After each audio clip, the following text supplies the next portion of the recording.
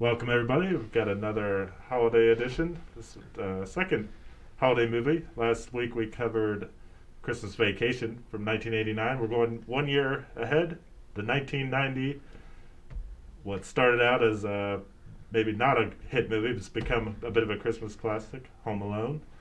Joined here with Dave and Joe, and welcome, fellas, to another Christmas edition. Yeah, and this has been there, watch that, and our niche, I guess, is reviewing movies sometimes, and we're just starting out, so this is episode three. Episode 3, yeah. Yeah. So it seems like we've been doing it a while because we've been talking about it so much. We've been talking about the last couple months and trying to get a game plan together and what we thought people would find interesting. And started out with Social Dilemma, and then we did what was last week? Christmas Vacation. Yeah, Christmas Vacation, National Lampoon's Christmas Vacation, and now we're back with Home Alone. So yeah, interesting little gamut. And Justin, you get to pick for next week, which is what we were just talking about. Mm-hmm. So, but this pick by Joe, movie by John Hughes, 1990. Yes. He also did 16 Candles, The Breakfast Club, Ferris Bueller's Day Off, Planes, Trains, and Automobiles, all classic comedies. Yes. So interesting spiel there, and then following it up with Home Alone. Yes. Okay, where do you guys want to start? We'll start with the synopsis. Okay. Okay, so the synopsis is an 8-year-old troublemaker must protect his house from a pair of burglars when he was accidentally left home alone during his family Christmas vacation.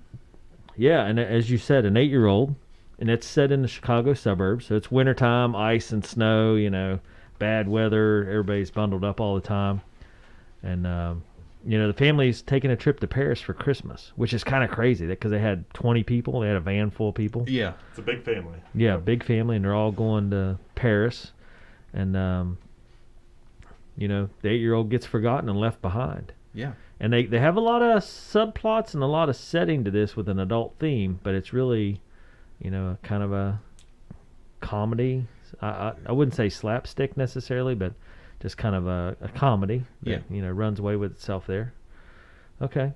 So if I were to ask you, I'm going to ask you now, just kind of a setter question. What was the most poignant part of the film for you guys? What's the most memorable, poignant part? Just because I'm going to go through a series of questions, but I'm just curious off the top of your head, what caught your eye about the whole thing?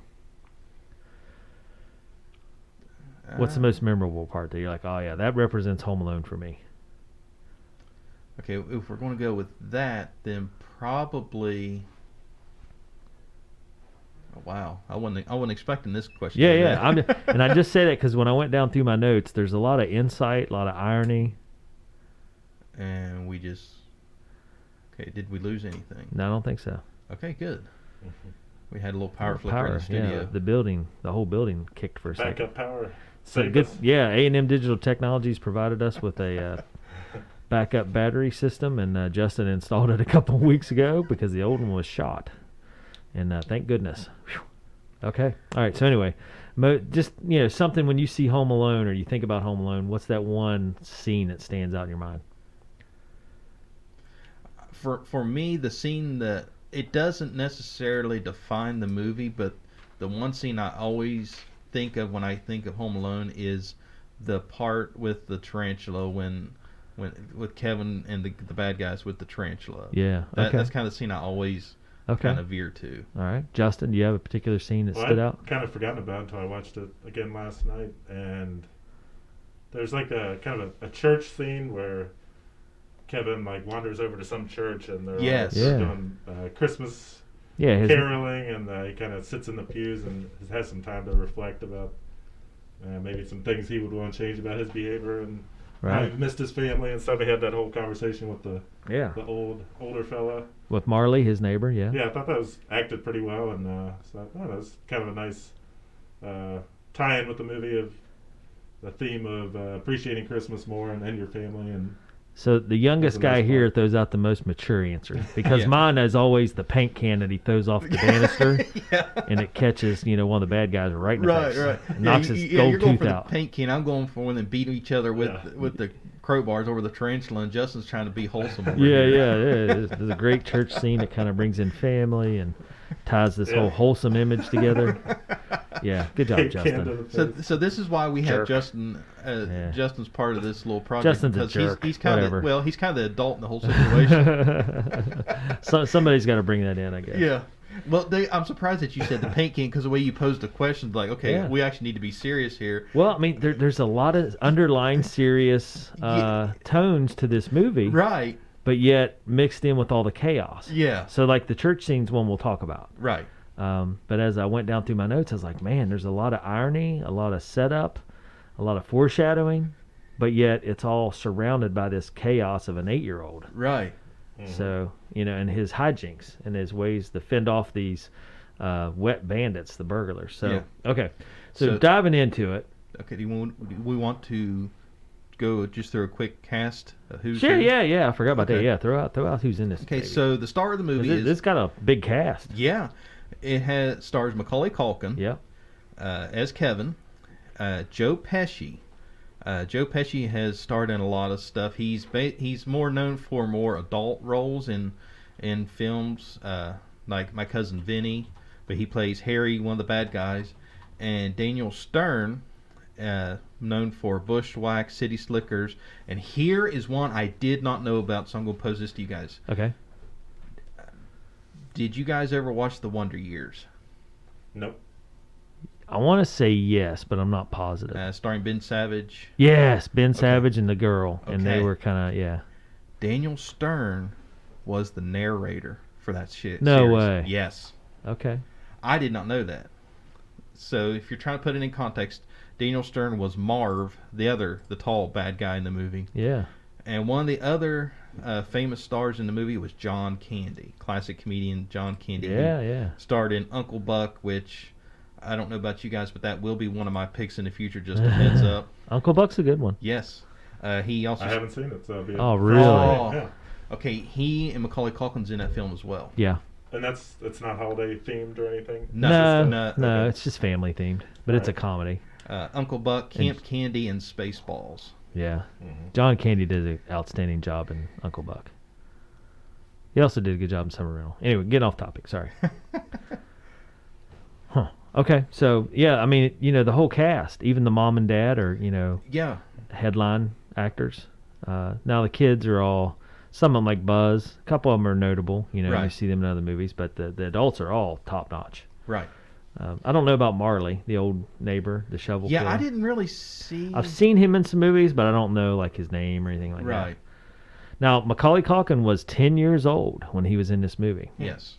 Because a lot of times, you watch movies and the actors are like 16 Candles, Jake Ryan. He's 60 this year. Yeah.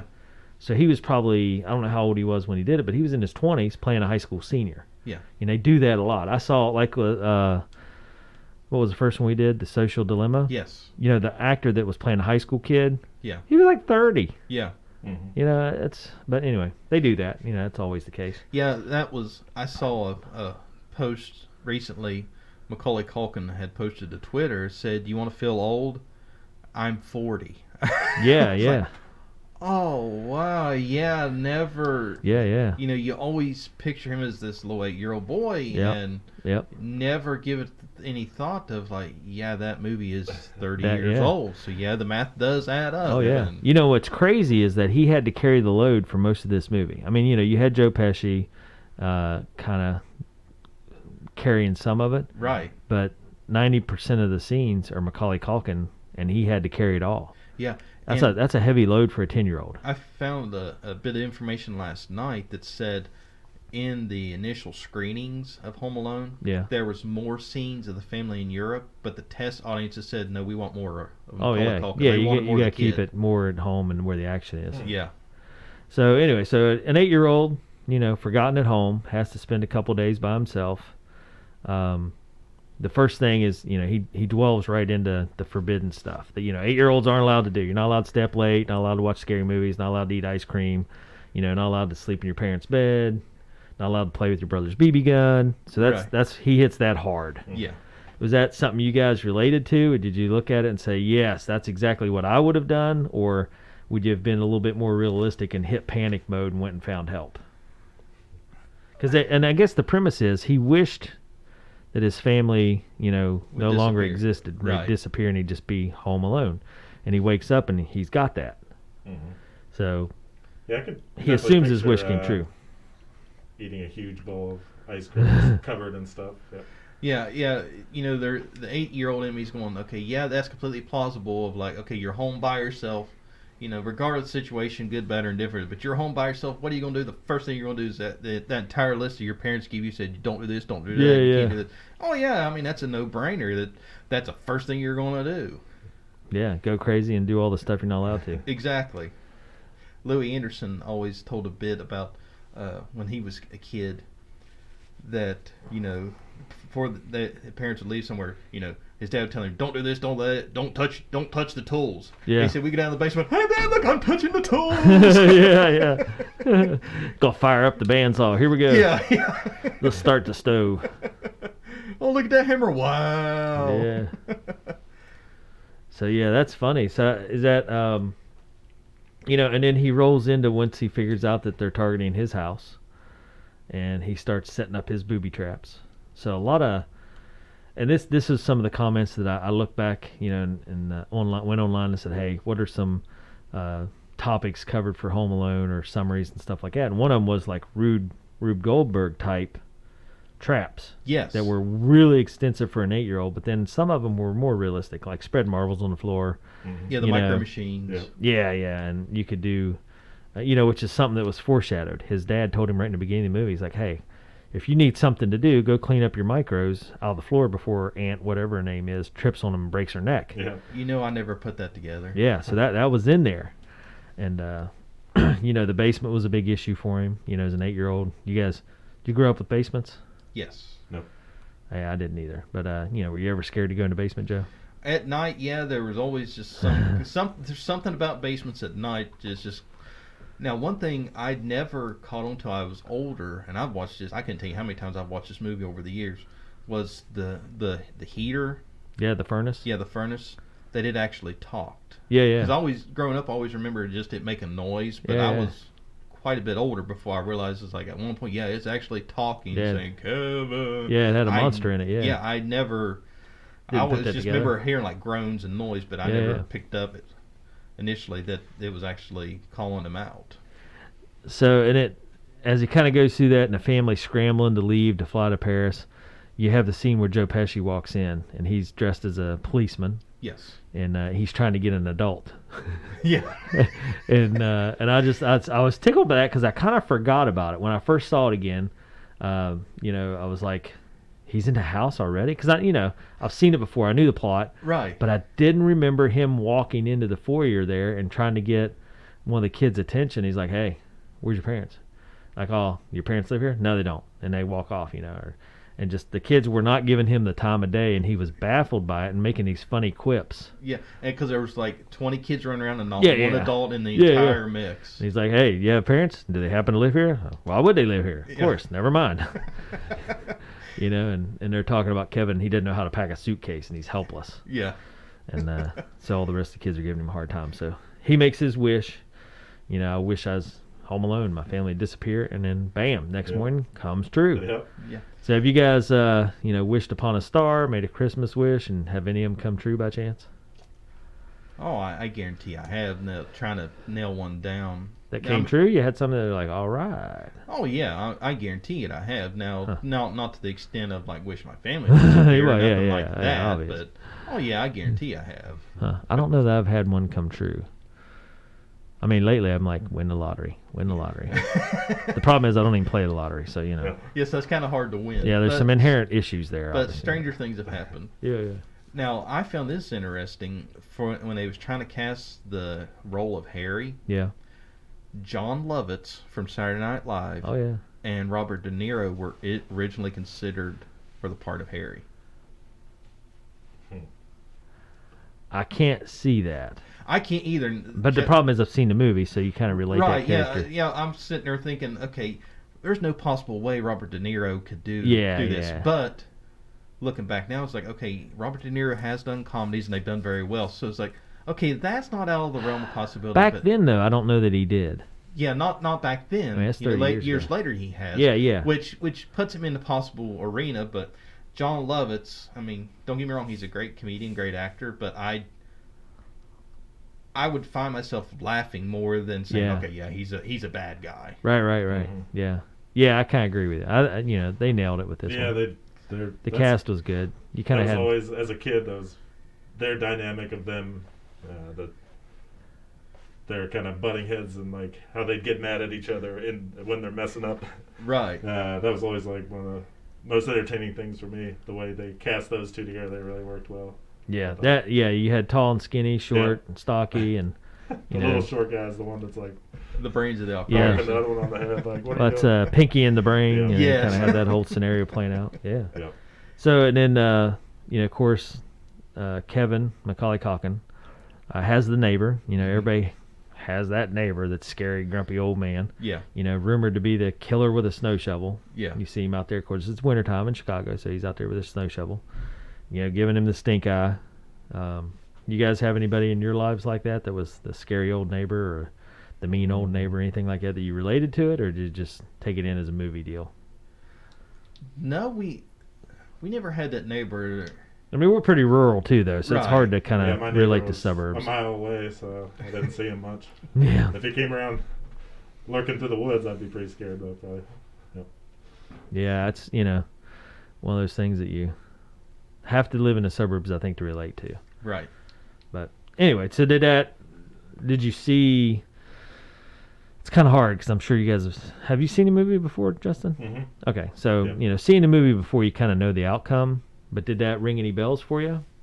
You're like, scary old neighbor, yeah. It's one of those I can see that being plausible because I've had family and friends that live in bigger towns and cities. And More urban areas. Yeah, and that's one of the things is they talk about like we don't know who our neighbors are. Yeah. And I'm what? Yeah. I know who somebody else's neighbors are because I live in a small rural community. Yeah, he's like, I can almost name everybody that lives within a half-mile radius of where I'm at. Right. But you can't tell me literally about the person who lives literally like right next door. Yeah. So that just boggles my mind that live in an area and have absolutely no idea who's literally right in your Yeah, backyard right in your or yeah. whatever. Well, it turns out, the shovel killer, the grumpy old neighbor, saves the day in the end, and kind of has a moment there, where he talks with Kevin and he gets reunited with his family, and then so some adult themes. He's afraid of the basement, and then he kind of conquers that fear. He faces his fear. Did you go? And Justin, you brought up the church scene. Yep. So that brings in the idea of symbolism, where the church is a shelter Mm-hmm. of safety. Mm-hmm. And then it's also a point where he, Had some time to reflect a little. he reflects on himself, which again, just symbolism. And then he also talks with his neighbor, the grumpy old man, and they kind of bridge that gap and become friends and have an understanding. Yep. So a lot of stuff happens in one scene right there with symbolism and how it plays out with the church.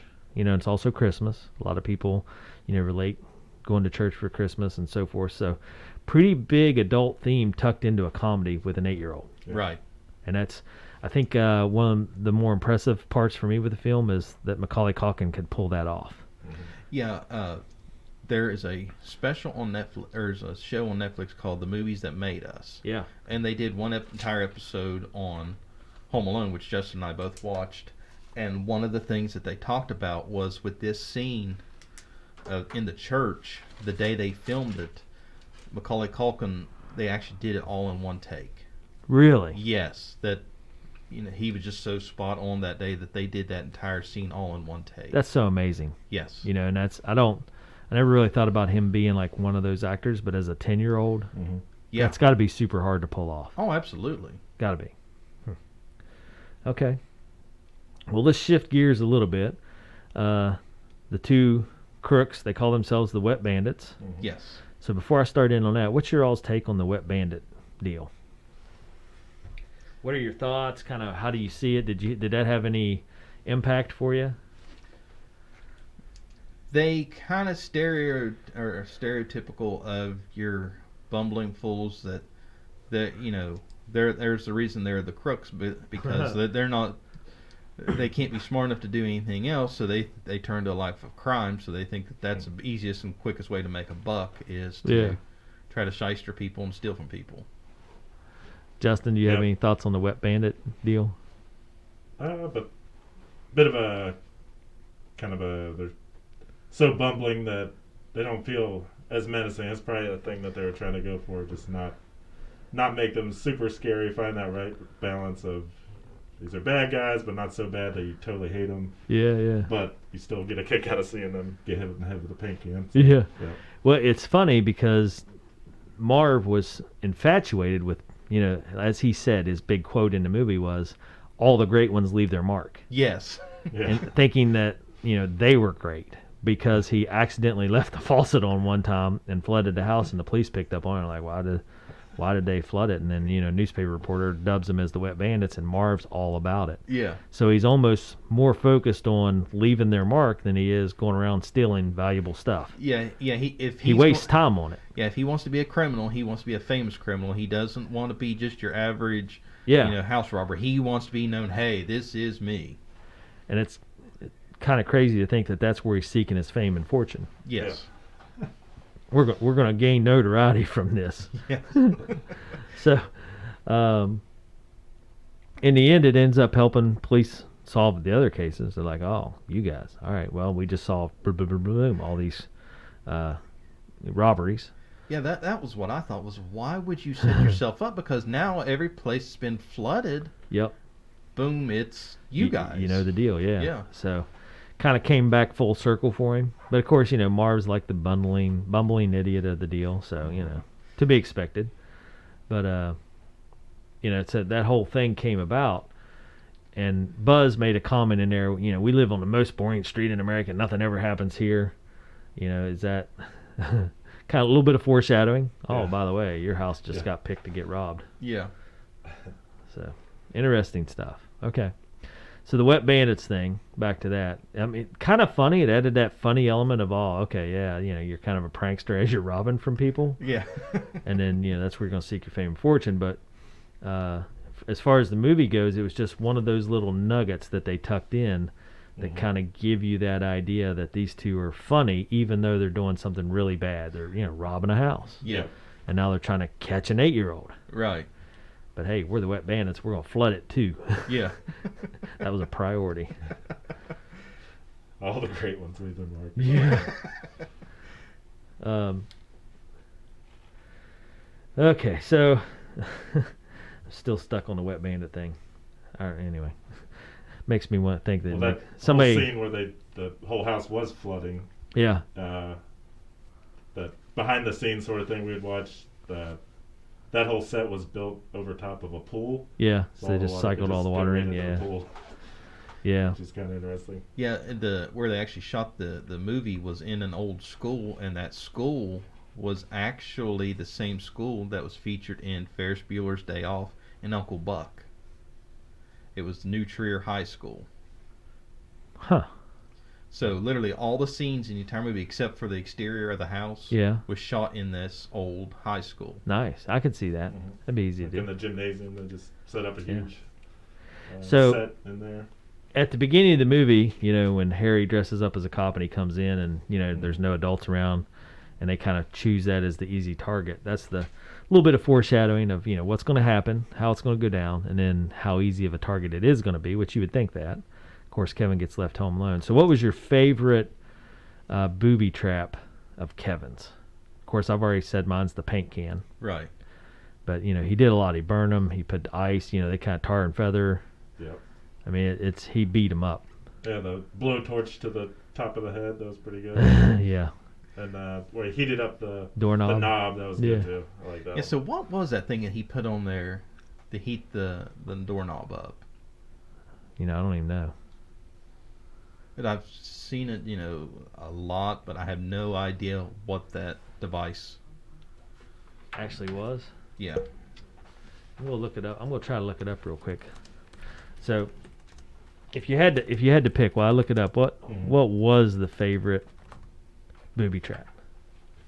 Well, I did like the just the very simple one of the toy cars and sending them flying with that.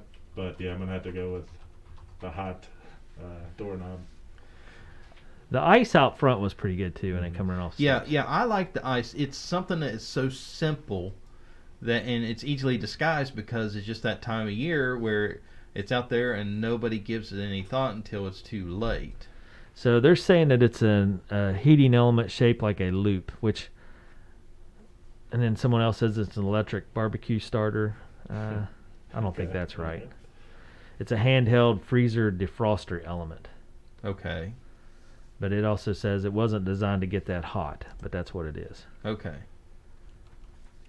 I guess stuntmen throughout the years have kind of referenced Home Alone, like, wow, kind of look up to the stunts they pulled in terms of slipping on those front steps and falling on concrete. They're like, that's impressive. As a stuntman, that's what you want to go for, to be able to throw yourself down a thing of steps like that and not get seriously Yeah, hurt. and Yeah. have But that's no impressive. padding or protection because you can literally just watch him just fly up in the air and hit the ground. And I have to say, I was shocked and surprised by how well they covered the stuntman up. Because there's some movies, Yeah, no yeah. matter how good they are, it's like, yeah, that's a stuntman. No, there's the actor. There's Yeah. the stunt. You can see the transition back and forth.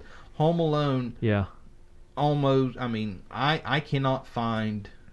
When Kevin goes down a zip line, there's one time I noticed, like, that's clearly an stunt older man. kid Yeah. or someone, not Kevin at all. He changed in size totally. See, I didn't even pick that one up. I didn't either. But I was paying attention more Harry Mark because I had never given any thought of Mhm. of Kevin on the zip line and them using the stunt double. I mean, it makes sense now, but it's like Mhm. never crossed my mind because when I hear stuntman, I'm more thinking of the slips, trips, falls, stuff like that. Yep. So I was paying focus more on that, and they did a terrific job in blending all that together where you can't tell the difference between stuntman and actor. Yeah, it seems like they do a little bit of just like a motion blur or something, to where, yeah, the face is not totally clear, but it doesn't Yeah. look totally off either. It's Right? like- Yeah. They Yeah, didn't. they back. I'm looking at it online here. They back the camera way up, Yeah. so you can see that he's going Just a little- across, but it's less detail in the. yeah. Yeah, and you're right. They have one. Somebody zoomed in, did a close up, and you can tell it's a bigger kid. Huh. So it says there's no way they're going to risk Macaulay Culkin. That's why a 30-year-old stunt double actually performed all of his stunts. Yep. So yeah, you're right. 30-year-old. Huh. Huh. Yeah, I wonder how many different stunts were needed for Kevin's character, the kid character. I didn't remember him doing too many And jumping off things or anything like that. Right. Well, the Steen and Buzz's room with the bookshelves. Mhm. Yep. Yep. That's where they said they used one. Yeah. Yep. That's right. Now, here's an interesting fact that a lot of people don't realize. So when Kevin goes into Buzz's room and starts going through all his stuff, the picture he picks up of Buzz's girlfriend. Do you guys know the story behind it? I do. I'm looking at it right now, actually. Okay. So Justin's shaking his head no. So the girl in the picture is actually the son of a film's art director. They dressed him up as a girl because director Chris Columbus thought it would be too cruel for some actual Yeah. girl, to go through her entire life being the ugly girl in the picture frame. Okay. Yeah. That's smart. That's thoughtful of him. Yeah, I read that. I was like, oh, that's awesome. Because, I mean, that is one of the more iconic scenes. It's like, Yeah. Buzz, your girlfriend, woof. Yeah, And woof. then just throws the picture off to the side. And seeing that they actually went that extra step to make sure some little girl Yeah. wasn't, Yeah. permanently scarred as being the ugly girl in the picture. It's like, oh, that's awesome. Yeah, that's a smart call by him. Yes. Mm-hmm. So, and then Macaulay Culkin actually drew his battle plan himself. Hmm. So that was his writing. Yep. And yeah. So, and then they did not use any computer manipulation on the furnace. So they used crew members with fishing line and flashlights. So pretty good work there. Yeah, it was crazy on how little of a budget that they made this movie on. Yeah. I think it was what was it, Justin? It was like Uh, less than 15 million or something Yeah, it like was that. 13.7. It ended up being. It was supposed to be, I think, around 15, but Yeah. they kind of went back and forth with the studio, and the studio was kind Yeah. of ticked off at them because it kept climbing. It was supposed to be 10 or Yeah, Yeah. they came in 12, at 10, and then they they came told in them yeah, start out 13 max, and yeah, it started out at 10 million and it kept creeping up, and actually this was supposed to be a Warner Brothers picture. Really? But the budget kept going up, and what they said in the movies that made us was that Warner Brothers was getting ready to pull the plug on it, and somehow mysteriously Fox got a hold of the script, and they're not supposed to do that until actually Warner Brothers gives the call and says, Nixon. Right. So somehow Fox got a hold of it, and they told him, said, look, when Warner Brothers gives you the call, hang up the phone, call us, and just don't stop what you're doing. Yeah. Yeah. And that's what they did. Literally, Warner Brothers sent a guy from each office inside the school saying, okay, we're done. We're going, pack it up, go home. You're done. You're fired. And literally, the who was that, Justin, that was walking in right behind him and saying, ignore that, keep on what you're doing. Fox has it now. Nice. Well, and the movie, they got that big line, "Keep your change, you filthy animals." Yes. And that was actually a movie they made just for that. Yeah, it wasn't a real movie. Yeah, it wasn't a real movie. Angels with Filthy Souls. Yes. And they did the same thing apparently in Home Alone 2. Yeah, that Angels with even filthier souls. Yeah, because that was the scene that they used when the whole hotel staff came into the room in Home Alone 2. Mm-hmm. That was the film he played to keep them at bay. Yeah, and then the original closing scene of Home Alone, it was Harry and Mark, the Wet Bandits, in prison watching the movie. Yeah. So yeah, so the scene where the Wet Bandits almost run over, Kevin. Yes. You guys remember that? Yes. So they did that in reverse to keep him safe. Really? Yeah. So they pulled the van right up to him, had it in reverse, and then slammed it backwards to make it seem like they'd come into a screeching halt. Really? I mean, Yeah. as long as I know that they wouldn't have actually put him in harm's way, but to do it backwards like that, yeah, it almost doesn't seem plausible. I mean, to look at the movie that film was that shot was actually put in reverse. yeah. And some of the stuff they did with him, if you notice, like if you whoever's listening to this, if you go and watch it, if you pay attention in the first part of the movie, they video him from up high, making him look smaller. Mm-hmm. And then as the movie goes on, it changes to where now they're videoing him from underneath of him, up, making him look taller. So as he got more confident in what he was doing, he also appeared to be taller in the movie. Yeah. Yeah, that makes sense too. So Starts out, he's just the little kid, and everybody's kind of looking down on him. All the other family members with that angle, making him look more diminutive. Yeah. So John Candy absolutely knocked this one out of the park, as he always does. And here's a little trivia, Dave. Unless you find it here while you're scrolling through, his lines in the movie basically improvised everything. Really? Yes. Yeah, they wanted him to read out the script, and he said no. Yeah. Yes, I'm just gonna do my own thing. Yes, so he basically, and everything he filmed was all shot in one day. They completed it all in 23 hours. Wow. And he was doing that for a favor. Justin, remind me, who was the favor? He did it as a favor for, was it John Hughes or was it Chris Columbus? I want to say Hughes. I'd have to say Hughes. Yeah. So he did it as a favor for him and took the standard SAG Screen Actors Guild payment plan. So John Candy was originally only paid $414 for his appearance. Wow. The pizza guy made $500. So he made less. So John Candy was paid less than the pizza guy. Yeah. So this says John Hughes wrote Home Alone in 9 days. That is crazy. And he had two inspirations. His family returned from a trip in Europe where he wondered what might have happened if one of the kids were left at home. And then it was also inspired by the Uncle Buck movie. But, yeah, interesting. And it came out Thanksgiving week against Rocky V. Really? Yeah, this movie was fighting an uphill battle from go. It came out Thanksgiving week against Rocky Five, established franchise. Siskel and Ebert hated it. Yeah, yeah. I mean, they gave it a 1-star rating, couldn't give it any worse rating than what they did. Yeah. I wonder if they came around on that years later, maybe. Well, it set a Guinness World Record. 1990, highest grossing live action comedy in history. Yeah, with And highest grossing film in 1990. $285 million. It Yeah. ranks right up there with E.T. and Star Wars. Wow. And it was #1 for 12 weeks. And Columbus tried to do Home Alone 2 as quick as he could before Culkin grew up. Mm-hmm. And the studio didn't really want to do it, but he got it done in 1992. Yeah, and surprisingly, it didn't hit as much fanfare as the original. I remember seeing that one in the theater as a kid. The first one or the second? Second one. The second one? Mm-hmm.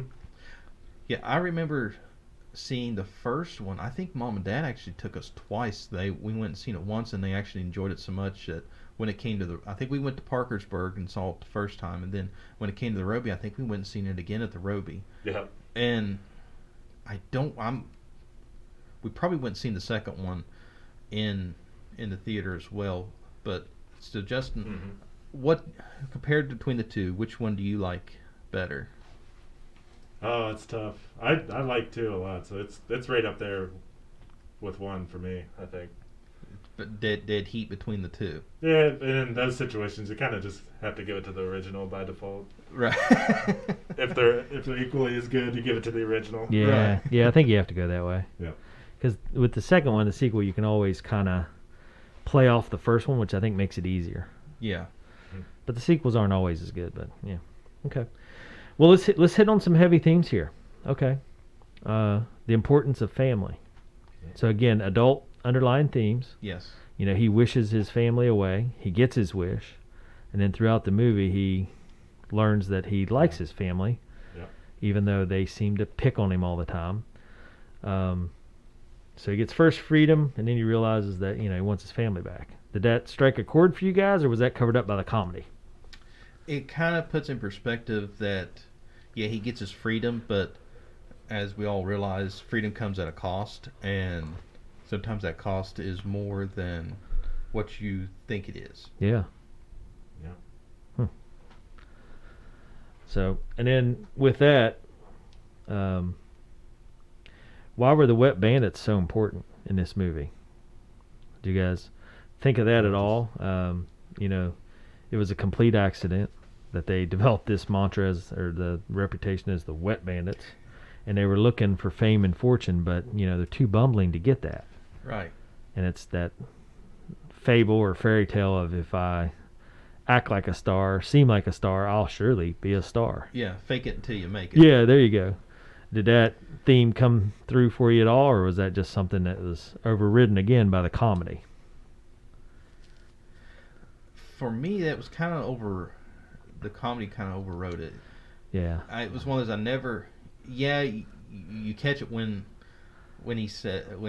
Marv says, "Yeah, all the great ones leave their mark." Yeah, and you laugh, but I never gave it much thought of as okay. Yeah, he's trying to become famous out of this. Yeah. This is going to be his path to fame and fortune. His claim to fame per se. That we're the wet bandits. We're right up there with Bonnie and Clyde. And robbing houses for a couple $1,000s. Yeah. It's kind of silly. He's on the low scale. So I think you're right. For me, it overshadowed it, and I didn't realize it until I was reading one of the reviews online, and I was kind of writing my notes, and I was like, that he repeated that several times throughout the movie, and even at the end, we're the wet bandits, and he was so proud of it. Yeah. But yet, he's going to jail. Yeah. And he's small time. Yeah. And it was just wet bandits because they were goofy and dumb, not because of anything extraordinary. So, right. But I thought that was neat that someone brought that up as, an underlying theme that kind of, was ingrained into the movie, but yet overshadowed. Big time. Yeah. Did you, Justin, was there anything about that whole deal that, you're like, yeah? Yeah, for me, they're kind of just the villains to contrast with who becomes the hero of the movie and Kevin, the kid. gives him someone to go head to head with. Right. Sets up the plot. Mm-hmm. Okay, and then on a more serious note, Kevin had to pass through the trials and kind of grow up and mature in 2 days. Yeah. He battled the furnace monster. He made friends with the old man that was a scary old snow shovel killer. Mm-hmm. He had to fight through the trials and tribulations of doing what he was forbidden to do. Right. And kind of came to amends with it, and then had to survive and stave off these two criminals as an 8-year-old. Pretty big growing up theme in 2 days. Plus, perform daily tasks that we all take for granted. Yeah, grocery And- shopping. Yeah, and convince people that, I'm not here all by myself. Yeah. Mm-hmm. To have the quick wit to be able to handle the stress of that situation. And one of the scenes was, hey, is this toothbrush approved by the American Dental Association? Yeah. And kind of give the clerk a look, because the clerk's like, are you by yourself? What's going on here? And Yeah. so he kind of pulled that off, proving that he was capable as an 8-year-old to do adult things. Yeah. Right. Yeah. So pretty serious theme there to a comedy. And back to the whole, if you were 8 in that situation, could you grocery shop? Could you go buy yourself a toothbrush? Figure that all out. I don't know. Well, living in rural West Virginia, I don't think grocery shopping would be as convenient because... Yeah, you just couldn't walk to the normal store unless you're right downtown. Yeah, because it's 3 miles one way from our house to Yeah, the yeah. grocery store. So so that's out just on Yeah. on geography alone. Yeah. Huh. It'd be a long day. Yeah. And around here, everybody knows everybody. So literally, if any one of us was Yeah. 8 years old walking along the street carrying bags of groceries, we couldn't make it 30 Yeah. feet without 50 people stopping. Hey, what are you doing? Yeah. Pretty much interrogating you in the middle of the street. Why don't you get in? We'll take you home. What are you doing by yourself? Oh, yeah. In a small town, there's absolutely no way any of us could get away with this. And that's so true. So Kale, when he first started driving, he drove his Jeep over in the ditch. Maybe on purpose, but probably not. He says, I was trying to see, I got a Jeep. But he's got an old Jeep. But he went over in the ditch and it just sucked it up. He buried up to the axles. Mm-hmm. And, somebody took a picture of him and sent it to me before he could tell me. And so he called, like 5 minutes later and was like, hey, buddy, what's going on? And he's like, and I was like, let me guess, you're stuck in the ditch, right? He's like, what? How'd you know? And I was like, school bus went by you, right? And he's like, yeah. I was like, well, one of the kids took a picture of you, of course, and then sent it to their parents, who then sent it to me. So, yeah. Small town, man. So, and then, somebody come along, he pulled him out. Yeah, that's one of the... You can't get away with anything. Yeah, living in a small town, it's a double-edged sword. It's a blessing and a Yeah, curse. It's yeah. a blessing because you know everybody, and it's a curse because everybody knows you. Yeah, you know everybody. So kind of funny. Okay, and then one of the real big scenes was the church scene, with kind of showcasing children's sincerity and understanding, or the ability, I guess, to understand big picture stuff. He's talking with Marley. It's like, well, where's your family? And they have that whole conversation. He's like, well, why don't you just make up with him? Why don't you just, make amends? Yeah. And kind of do that. And that's what you see at the end of the movie. Mm-hmm. So, of course, Marley saves the day as well. But that was one of the themes that, kind of, I'm sure struck a chord with some people. And Justin, you pulled that out as your most memorable scene, being the adult in the room here. But, and then you kind of contrast that with Macaulay Culkin wanting to, or Kevin, I guess, the character Kevin, shaving and then slapping on aftershave, and you get the old face. Yeah, and that was a pure accident because originally the script said he was supposed to pat his face and then take his hands away and then scream, but he didn't. He didn't. He left his hands on his face and let him scream. And they said leave it in, and that ends up being the prominent, photo. Yeah. Mm-hmm. So it's kind of crazy how you go from two scenarios there. One, a kid trying to grow up, and then in the second scenario with the church, the kid giving advice to an older man that helps him reconcile with his family. Yeah. So a lot of themes in this movie, even though it's a comedy. Although I do think it's funny is when he's asking for everybody to come home, and he tells Santa, if he has time, I guess Uncle Frank. Yeah, Uncle Frank's kind of portrayed as the bad guy. Yeah, he's kind of a jerk. Could he be classified as the Cousin Eddie of Home Alone? I don't know, man. You got to go a long ways to reach cousin Eddie okay, status. let me pitch this to you. He's the relative that everybody kind of grumbles around. He's always trying to get something for nothing. Yeah, that's true.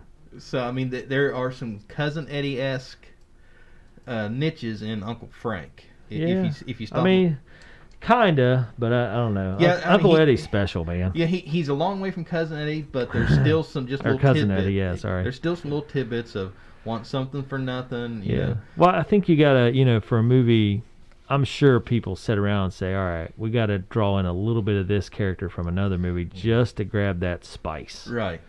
So, you gotta, like Justin, you talked about earlier, you gotta have a nemesis for the hero. Right.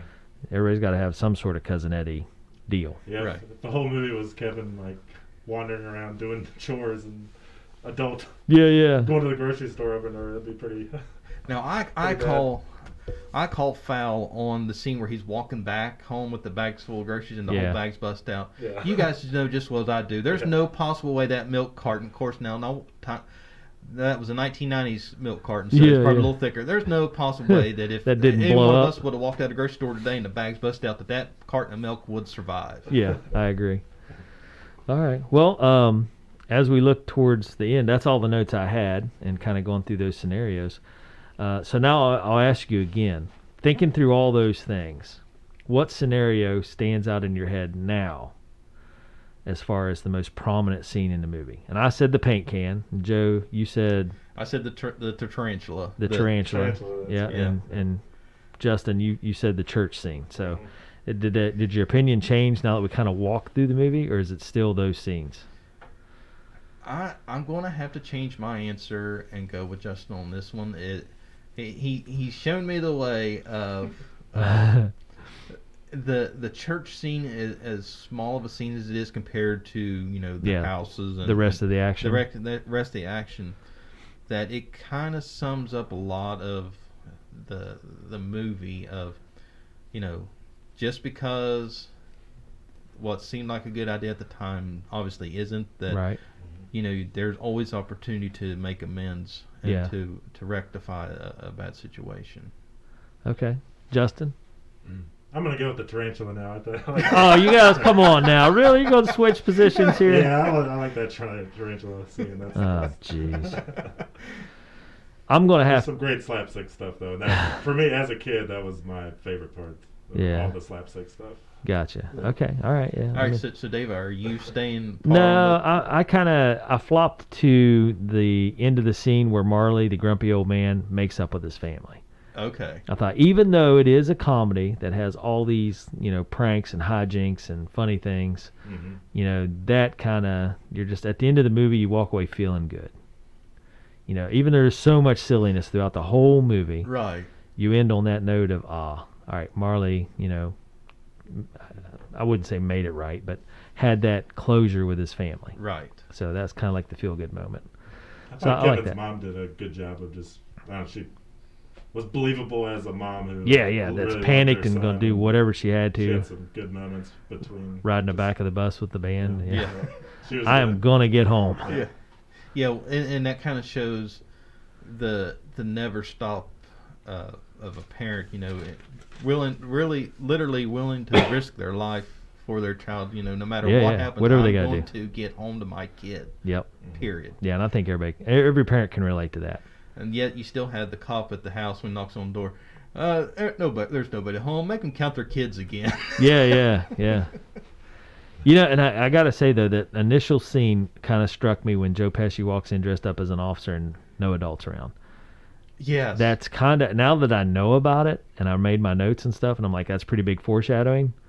It strikes me as funny just because of his little quips and the kids just not caring that there's a policeman standing in the foyer. Yeah.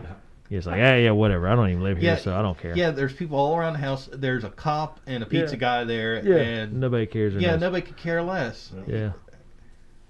So interesting stuff. All right, so our rating system: burnt popcorn, just terrible, can't ever watch or That's think right. about again. Small, medium, large, and then mop bucket, Yes. based off the Roby Theater deal, our local theater. So where's your ratings fall, gentlemen?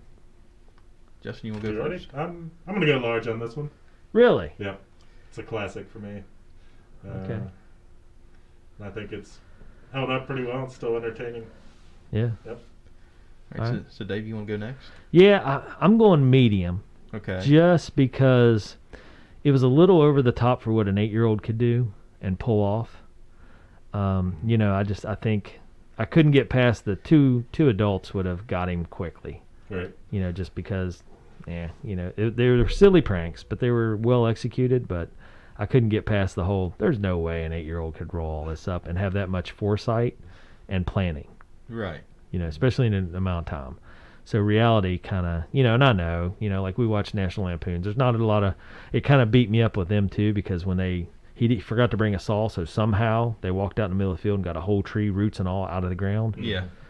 Yeah, that was. It's one of those things that's just like ridiculous. Yeah. But so that's I'm gonna go with medium. Okay. I mean, it's a classic. It's got a lot of good stuff to it. It's got a lot of stuff I didn't think about with the adult themes. But it's a medium. Okay. Okay, so now I'm going to shock you guys on this one. Okay. I'm going full on mop bucket. No way. Yes. All right. You got to justify it. Okay. So for one, the entertainment value. This is one of those movies that it doesn't matter what year you show it. It still stands the test of time because a lot of movies don't age well. Yeah. But whether it's technology or references or things like that. With this movie, there's no references that age it. Gotcha.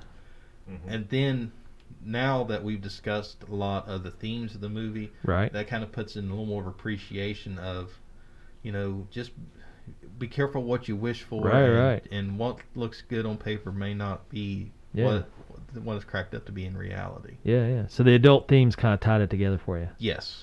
Okay. All right. Well, good job, well done by the review teams. What I say then. That's right. All right. So Home Alone. So a mop bucket, a large, and a medium, and we kind of flipped because I was really big on National Lampoons, and you two were not. Right. I liked it. What did I get? I think I gave that a medium. You gave it a medium, Yeah. yeah. So and I was a large mop bucket I'll in give between. it a medium and a half. Yeah. Overflowing medium. Yep. Yeah. Overflowing medium. Yep. Okay. Well, so that's been there. Watch that. Our movie review of Home Alone, the original with Macaulay Culkin, which is now roughly 31 years old. Yeah. And so pretty good reviews. It's on TV a lot, so it's easy to catch. So make sure you watch it, and when you do watch it, look for all the little hidden gems. And what did you two watch? You two watched the behind the scenes? Yeah, it's on Netflix. It's a special called The Movies That Made Us, and each episode they take one movie and break it down and give you a lot of the stuff that went on behind the scenes. Yeah, the inside scoop. Okay. I saw there's a spin-off to that, which is all holiday movies that made us, that same series. Yeah. Right. Right. They're doing a holiday series. That could be something to check out. All right. Well, show number 3 in the books, gentlemen. We're on our way here with our Been There, Watch That podcast series. And I'll have to come up with a recommendation for the next one. Yeah. I'm excited. So join us next week for Justin's pick. Yep. And we'll see what movie we're going to watch and how we'll talk about it and do up our notes. Have you guys seen The Ballad of Buster Scruggs? Or heard of it or know anything about it? I've heard of it because I want to say Zach talked about it, but I don't know. Never heard of it. It's a Coen Brothers movie, and I've heard it's good, and it's not necessarily my pick, but it's I'm kicking it around. A consideration? Yep. Mm-hmm. Huh. Joe, which way you think you'll go for your next pick? I don't know. Because you'll be after Christmas, so you'll be ringing in the New Year. Yeah. I honestly don't know. I mean, now that we're actually doing this, and when I go through the movie list, there's so many great movies that are classics to go back and rewatch. It's very hard to say, okay, let's do this one this week. Oh, well, no, let's do this one next week. So for me, I have a very short attention span the way it is, so it's very hard for me to just sit down and go, yes, this is it. Now, like, since we had a theme and it was Christmas, it made it a little easier. So I don't know. It's gonna be a toss-up for me. Yeah, that's a newer one, but then just this list of great movies on Netflix right now, and there was like a Schwarzenegger action film that kind of tempted me a little bit too, just to keep it in the 80s and 90s type realm. And I'm kind of leaning a little bit. Yeah, in my opinion, I'm kind of leaning towards lesser known movies that are people might have overlooked or not thought to watch. Right. So that's kind of where I'm going to go. But you said Uncle Buck, and it'd be something that I'd be interested in seeing because I like John Candy, and and that's definitely some movies that I missed that 90% of the country has seen. Oh yeah. Well, I mean, Uncle Buck is probably not a very mainstream movie. Yeah. because it doesn't really have a holiday theme or anything like that gets at playtime. So yeah, it's kind of interesting. Sometimes do ones that you guys have seen, or only I've seen, or none of us have seen. Totally coming in fresh. To I mean, Buster Scruggs. Come on. Yeah. All right. That's okay. Well, hey, that's what this is about. So yeah. The even the weakest Coen Brothers movies better than many other movies out there. I don't know. We'll see. Good. I'm excited. I'm gonna go watch Step Brothers. just for giggles. All right. Well, anyway, episode 3 in the books. Justin, take us out of here, man. All right, episode 3, the Home Alone, the 1990 hit, and we had our first mop bucket, I think. Yeah, a first official mop bucket. We had our first mop bucket from Joe. So it's Joe had to hit that mark. Yep. That's the deal. It was close, and he's like, "Yeah, I'm just doing mop bucket, so I can be the first one." No, you flirted with it last week. To be fair, a little bit. All right. Well, been there, watch that. Yeah. Show number 3 in the books. This is David with Joe and Justin. Tell me again, Joe, where to find. Yeah, there you go. Good call. Check out all our reviews at beentherewatchthat.com and follow us on Twitter, Facebook, and YouTube at BTWT But for all that information, beentherewatchthat.com for all news, reviews, and everything that's been there. Watch that. Yeah, Joe doing all the hard work behind the scenes. Justin, you and I just show up. We're the talent. Yep. And, right. And Joe's the hard, busy bee behind the scenes taking care of all that stuff. Yeah. So good credit where credit's due, Joe. So good job on that one, buddy. I appreciate it. Okay. Well, we'll be back next week with Justin's pick. Be sure to join us and check out all our podcasts and all the information Joe just talked about because I don't remember it. And that's it. Show number 3 in the books, guys. Good job.